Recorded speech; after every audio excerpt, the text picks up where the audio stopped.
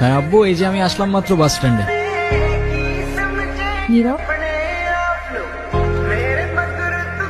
আচ্ছা আব্বু, তুমি টেনশন করো না, আমি বাসে উঠে তোমারে জানাচ্ছি। তুমি এখানে কোথাও যাচ্ছ নাকি? কোথায় যাব? আমার তো যাবার কোনো জায়গা নেই। তোমার এই অবস্থা কেন? সবকিছু ঠিকঠাক আছে তো? আমার কিছুই ঠিক নাই নীরব। ওই রনি আমার লাইফটা একদম শেষ করে দিছে। ও তো একটা অ্যাডিক্টেড ছিল। ও আমাকে ফিজিক্যালি, মেন্টালি সবভাবে টর্চার করতো। তুমি কাউকে কিছু বলো নাই কেন? বলার সুযোগই পাইনি। তো আমাকে একটা ভুয়া কেসে ফাঁসাই দিছিল। ওর জন্য আমি আমার লাইফ, আমার ফ্যামিলি সবকিছু হারিয়েছি। ও তো একটা ক্যারেক্টারলেস, একটা চিটার ছিল।